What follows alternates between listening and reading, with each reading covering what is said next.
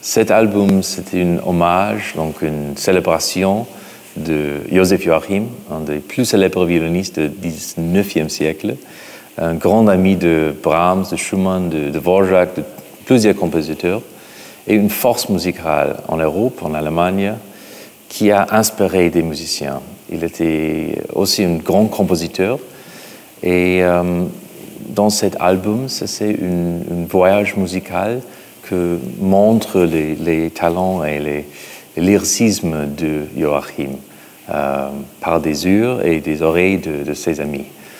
C'est aussi un album très romantique, avec des musiques romantiques, le concerto de Max Bruch, les œuvres de Brahms, de Schumann.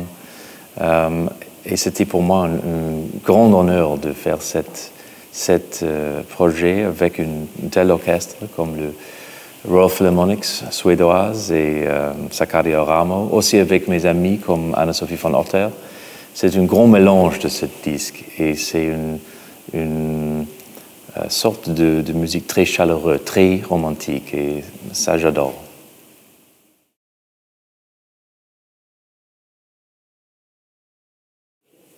Alors j'adore le concerto de Max Bruch.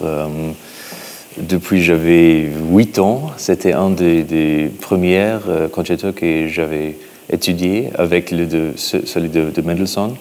C'est une œuvre avec beaucoup de passion, beaucoup de lyricisme, c'est très romantique, c'est très émouvant et c'est avec des mélodies qui sont pour le cœur.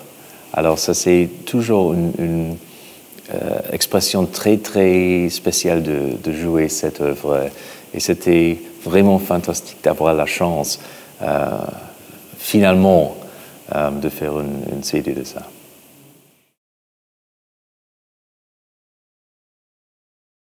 Alors c'était pour moi quelque chose de très très nouveau de jouer l'alto pour la première fois pour cet disque. J'avais enregistré Lullaby de Johannes Brahms.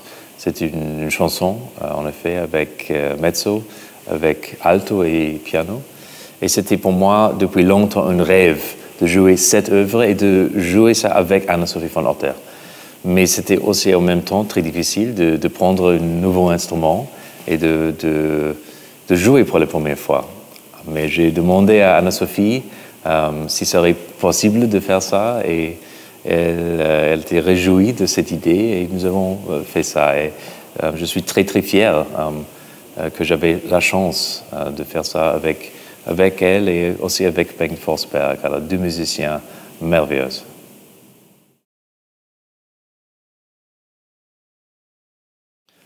Il existe beaucoup des œuvres que sont dédiées à Joseph Joachim, aussi par Dvorak, par exemple, le concerto et les autres choses. Mais pour moi, j'ai choisi l'humoresque parce que c'était la pièce que j'avais jouée avec 5 ans. Alors, une des premières œuvres que j'ai jouées et ça m'accompagne toute la vie. Et j'ai trouvé une version très très différente. C'est une transcription par Franz Waxman, un grand compositeur de Hollywood, qui avait composé ça pour Jascha Heifetz.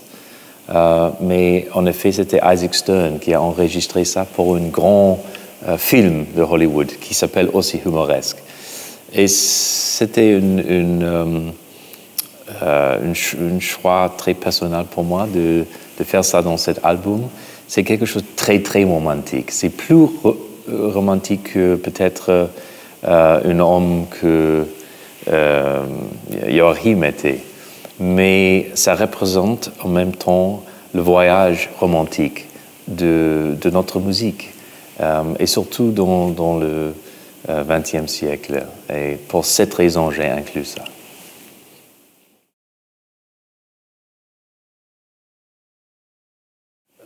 Je pense que c'est pas nécessaire d'être nostalgique pour être romantique, mais c'est très très chouette.